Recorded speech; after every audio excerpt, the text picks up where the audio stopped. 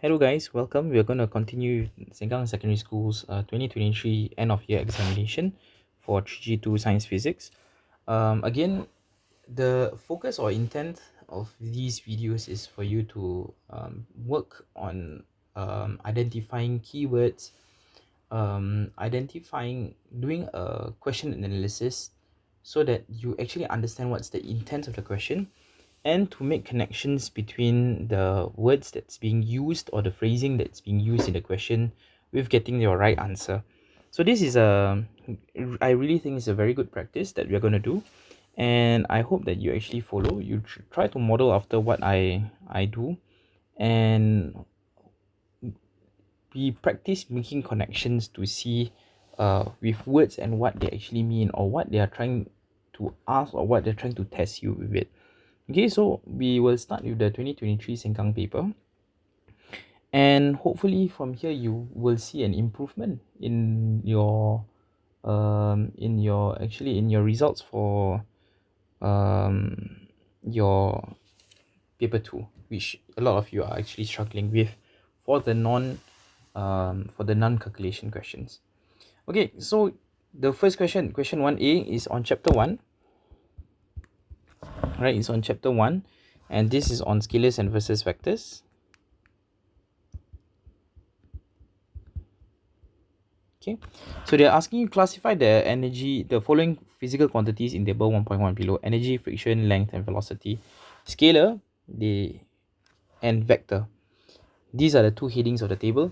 So immediately when you see scalar, vector, just quickly jot down, right, what scalar and vector means. Scalar, just put magnitude only, and vector put magnitude and direction. Okay, now scalar, what is a scalar? Energy. When you talk about energy, this is magnitude only, right? We don't have a rightwards energy, leftwards energy. No. Friction, yes. Friction, rightwards, or friction is acting towards the right, friction acting towards left, basically against the motion. So we talk about direction comes into play. Length is just a scalar. It's just the length. There's no length upwards, length downwards. So this is a scalar. Velocity is a vector. Okay, so then immediately I can just write energy, length, and then for vectors I have friction and velocity. Suggest an appropriate apparatus to measure the following: inner diameter of a beaker and the weight of a toy car. So inner diameter of a beaker, right? This one we know that is digital calipers. Now it's important that they are going to ask you about weight. So weight is not the same as mass, right? If you remember the difference between mass and weight, right? When we talk about the apparatus used, or the measuring instrument,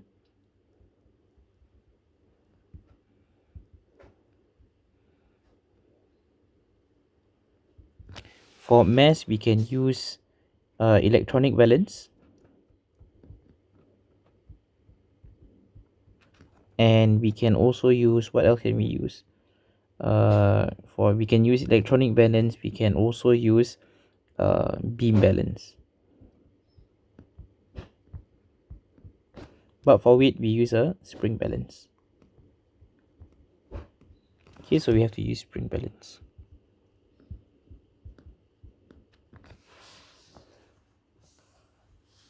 Okay,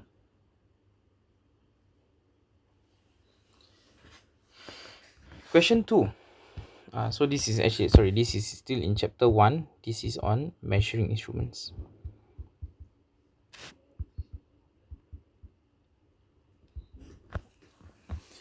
Question 2 shows a figure 2.1 shows a rectangular box of mass 4.5 kg. Immediately again I have information. Mass of 4.5 kg, go and write m equals to 4.5 kg. Okay, and it's already in SI units. The dimensions are also in SI units. So now they're asking you to calculate the pressure of the block exerts on the ground and it's placed on the shaded side. So you are looking at this side, Right, so what is the pressure? Pressure formula for pressure, P equals to F over A. I'm just going to quickly write that down. So do I have F? I don't have F. P equals to F over A. I don't have F, but I have mass. So this is something, this is a pro tip. I'm going to give you a pro tip. Pro tip that you want to always remember, that when there is no force but there's mass, usually you want to use W equals to mg. Okay, so we just use W equals to mg. So you have the mass 4.5 times 10. Right, G is, and where G is 10, right? G is 10. G equals to 10 Newton per kg. Okay, so this, every time you see this, just remember I got mass. This is M, this is not F. So a lot of you actually will tend to just take 4.5 divided by the area. But again, you make the mistake because force is the 4.5 is M, your mass, not F. So how to make it F? You use weight instead. W equals to mg. Okay, so 4.5 times 10 divided by 0.8 times 0.80 times 0.50, and you will get 112.5 newtons. Okay, this is important. Until now, you should know, should always be 2 SF or 3 SF only. Okay, so in this case, go ahead and write 113 newtons. Sorry, not newtons, Pascal, sorry.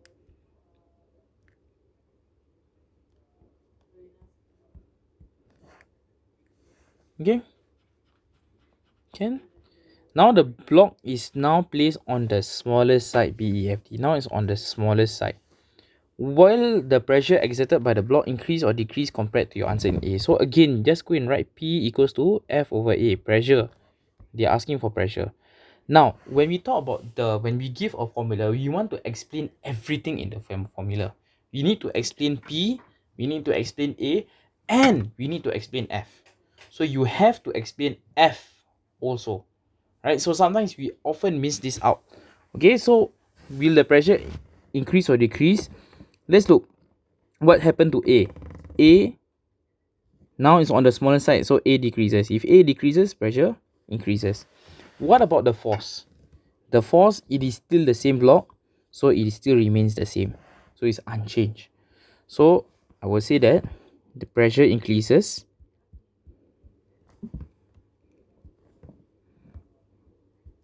Pressure exerted by the block on the ground increases. Why?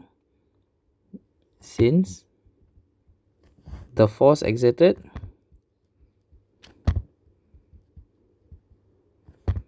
on the ground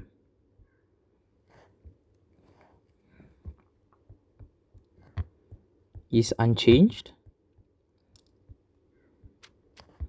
while,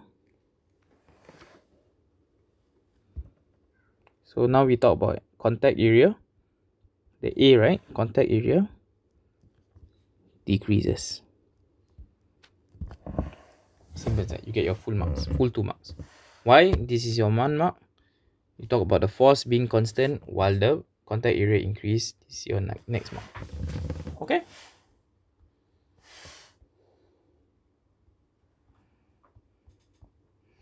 Question 3. Figure 3.1 shows a box of mass 5.0 kg being pushed across the floor with F such that the box is sliding at constant speed 2.0 meter per second in the direction shown. A lot of things to pack in this question. First one, box of mass 5.0 kg. You quickly write this down. M equals to 5.0 kg. Is being pushed across the floor with F such that the box is sliding at constant speed. Constant speed. You all remember what I say when you see constant speed, uniform speed, stationary? We immediately write F net is equals to 0. A equals to 0 means F net equals to 0. Of 2 meter per second, so we know that the speed speed is equals to 2.0 meter per second in the direction shown. Frictional force between the box and the floor is 10 newtons. So you can put small f 10 newtons. State the acceleration of the box. Immediately I know. They say constant speed 0 law. Hence determine force F. Be careful F net is equals to 0. And what is F net? F net is F minus F. Big F, which is your pulling force, minus F, the friction force. So that is also equals to 0. So if small f is equals to 10, F minus F equals to F minus 10 equals to 0. So F must be equals to 10. Okay? Describe what will be observed if F is increased to a value greater than your answer in P. So now if F is increased, right? So now if F is increased, F net is larger than 0. What happens if F net is larger than 0? There is acceleration. Then use F net is equals to MA. Right? So explain your answer is that the box will accelerate in the, remember, not only just accelerate, there's direction, so in the rightwards direction.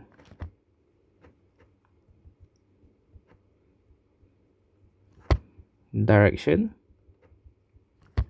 as F as there is a net force since F is larger than friction. So here I'm using the F minus F equals to MA. So now F increases, F remains the same. So there's now A. So a box will accelerate in the rightwards direction as there is a net force. Since F is larger than F, net force towards the right.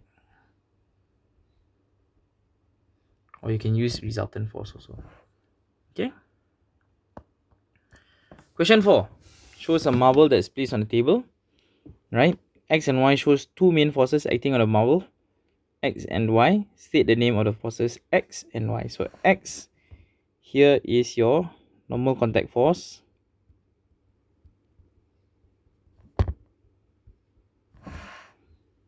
Acting on the marble, so Y is the weight.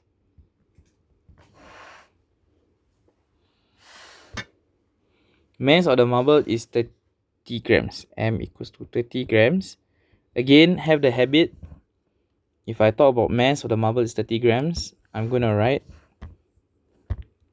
just convert it to your SI units, equals to 0.30 kg, 0.030 kg. So calculate the weight of the marble. Weight, the formula is W equals to mg. Do I have M? I have M. G equals to 10 Newton per kg. Can you see that? It's Newton per kg. So I'm just going to write W equals to mg. I know my mass, 0.030. I know my G, which is 10. So I get 0.30 Newton per kg. Sorry, newtons. Okay. Important, SI unit. And remember 2SF or 3SF. Okay. Okay, so I realize I haven't been telling you which chapters these are.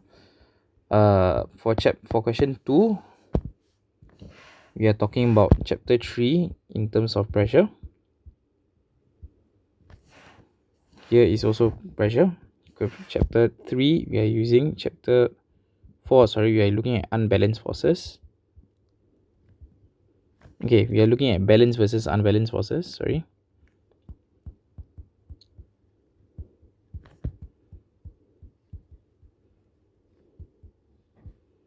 here we are using chapter 4. We are looking at F net equals to MA. Question 4. This is chapter 3. This is on forces. You need to identifying forces. And B is on chapter 3 is on mass. It's on weight. W equals to mg. Part C. An experiment was carried out to determine the density of the 3 marbles. There were marbles. The mass of the marble. Oh yeah. Okay. So an experiment was carried out to determine the density of 3 marbles. So density. Determine the density. I'm just gonna quickly write. Density is rho equals to m over v. This is the formula. Must memorize. Figure 4.2 shows the reading of the measuring cylinder containing water and the same volume of water with 3 identical marbles placed into it. Okay. Calculate the volume of 1 marble. Okay. So this is, we need to read. Every time you have a scale like this, where there is markings, you go and please go and try. Take your pencil out and go and try. Let's say 20. I go and take this 21, 22, 23, 24. I realize it cannot just be 21, 22, 23, 24, then it's 30. I have to go and make a change. So it's not just like that. It's 22, 24, 26, 28, 30. So I know every division is 2. So this is 20. Let's look at the other one. 30, 32, 34, 36, 38, 40. So this one is 38.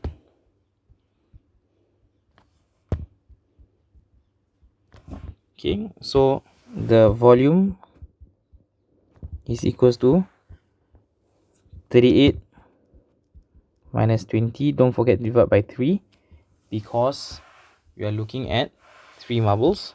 So you get 6.0 cm cube. This is another thing must remind ourselves. 2 SF or 3 SF. Cannot be 1 SF. So you cannot just give me 6. You must give me 6.0 cm cube. Density of 1 marble. Again, density rho equals to mass over volume. Do we know the mass? The mass is not here. The mass is in this question. They tell you that M equals to 30 grams. So density rho equals to M over V equals to 30 divided by 6.0. So 5.0 gram per cm cube. Again, either 2 SF or 3 SF. Experiment is now repeated using mercury instead of water. The marble is observed to float. Float, that means less dense. Explain why the marble floats in mercury and say that the marble is less dense than mercury.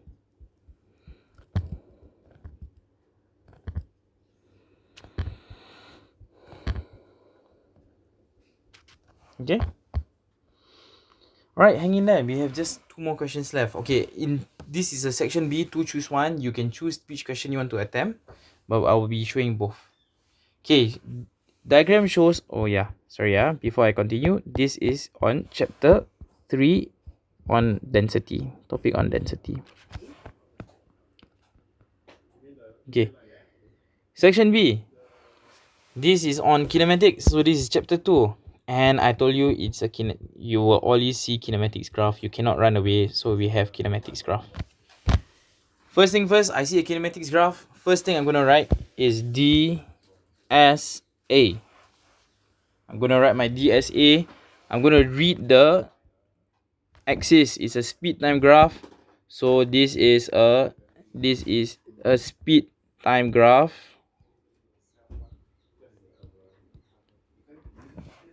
Sorry. So I'm going to use speed. And I'm going to remind myself every time it's a DSA. Right, moving right is gradient. Moving left is area. Okay? Your gradient and your area. Now, shows the speed time graph of a student running along a straight road. State the motion of the student. Okay, this is a trick for you. Every time they talk about motion, they want you to interpret. Usually, we want you to interpret the gradient. So talk about the gradient.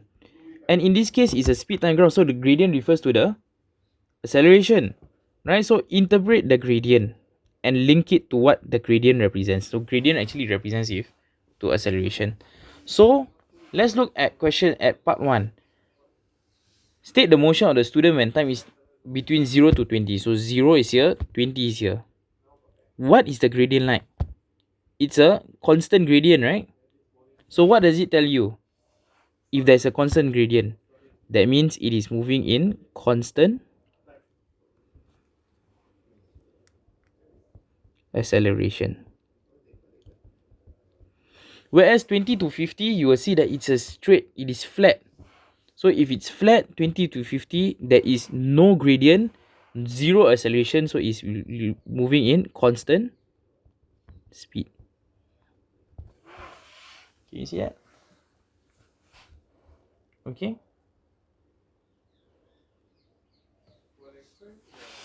Can calculate the acceleration of the student in the first 20 seconds. So now I need to calculate the acceleration of the student. DSA, I'm looking at the gradient. Right, go back to your here. I'm going back to the gradient DSA. So I'm going to calculate acceleration is equals to what is the gradient? How much is rise over run? So how much did it increase?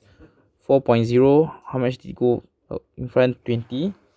So 4.0 divided by 20 is 0.20 meter per second squared.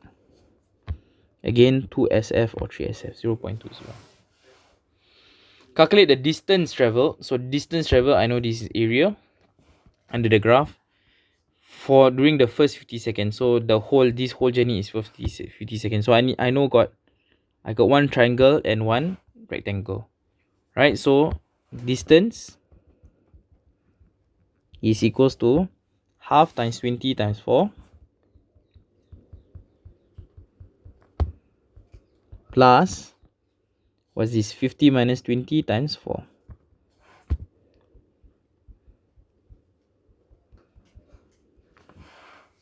Sorry. So you will actually get, this is 30 times 4, 120. 120 times 40 plus 40 is 160. Okay, simple, yeah. You can see once you are able to master your DSA. Look, I got 2 marks here, I have 2 marks here, 4 marks. I can explain my motion, 1 mark, 1 mark, 6 marks. It is not difficult. Don't be afraid of kinematics graph. Okay, and then they ask you for average speed some more. Average speed means total distance divided by total time, right? Total D divided by total T. What is the total D that we calculated? 160. What's the total time? 50 seconds. And you will get your answer to be 3.2 meter per second. Again, 2 marks. 2, 4, 6, 8 marks. You got your full 8 marks here already. Can you see? 3.2 meter per second.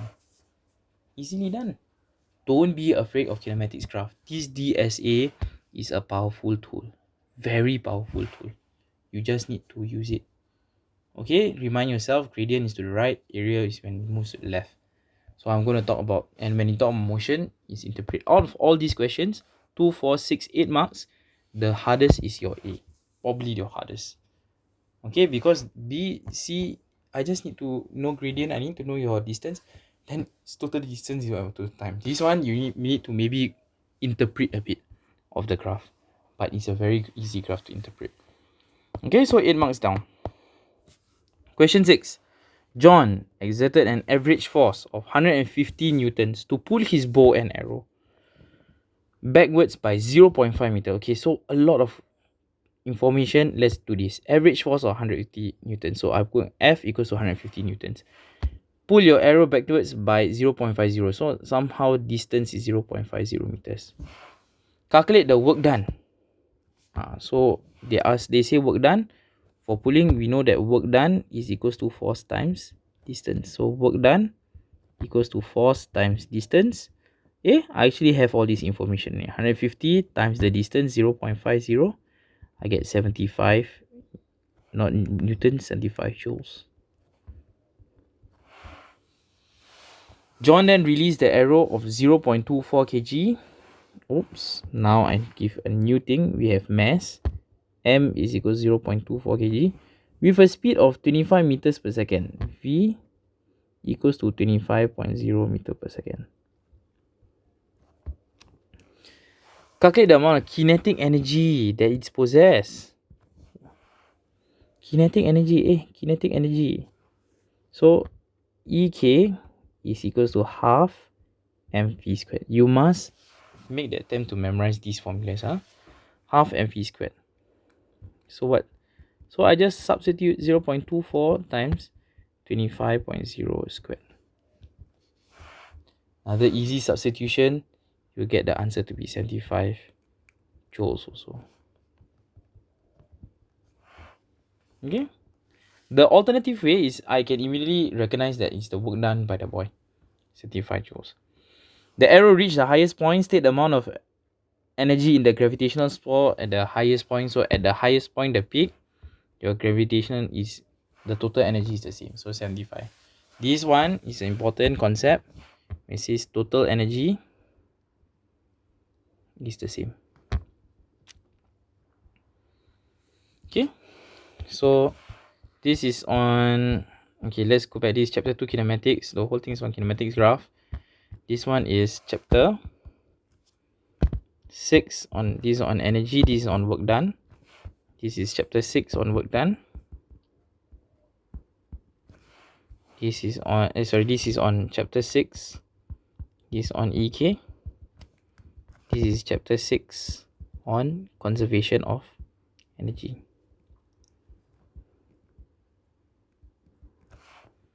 Okay, calculate the height when it reaches the highest point. So you know EP is equals to mgh. So 75. The mass is 0.24 times 10 times h. Okay, and you get the answer to be h is equals to 31.3 meters, 3SF. Okay, so this is on chapter 6 on EP instead. Using the idea of particle arrangement A, now you see particle arrangement. Explain why the arrow had a fixed shape and volume. A fixed shape and volume. So fixed shape and volume, remember? Why the arrow is a solid, fixed shape and volume. For fixed shape, I need to talk force plus, remember shape. When we talk about the shape of the classroom, how the classroom is set up, right? The tables, right? If we can move the tables around, then we can change the shape of how the layout will be. So it is force times plus movement. Whereas when we talk about volume, cannot compress, right? Fixed shape cannot compress. Why? No space. Classroom is full of tables already.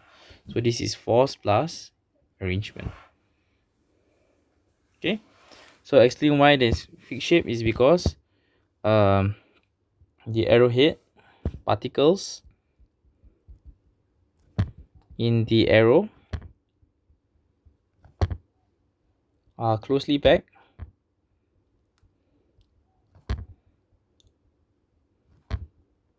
and have strong attractive forces.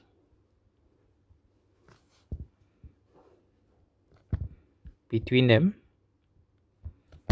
thus they have fixed volume. Sorry, I answered a fixed volume first. Particles also vibrate about their fixed position. Vibrate about their fixed position.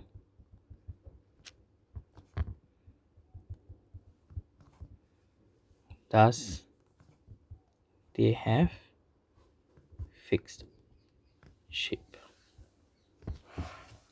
Okay, you are guaranteed to get your full marks. Can? So I hope in this short video you give you some confidence. Don't be afraid to attempt your paper 2. This paper 2 is slightly easier. There's a lot of questions, but it's good for those of you who are weak in your foundations. Go back, re-look into the into the whole paper, right? Go back, re-look into the whole paper, watch this video again, and after that start consolidating your notes. Okay, so you watch the video, you try to understand what am I doing, and then maybe you can reopen a new set of a fresh. You can re-download the paper, or you can open again on Kami on a new for a new set of for a fresh blank one, and you try to see whether you retain the content knowledge that we learn here. All right, all the best. Make this time useful. We work we work towards the end goal together. All right, bye bye.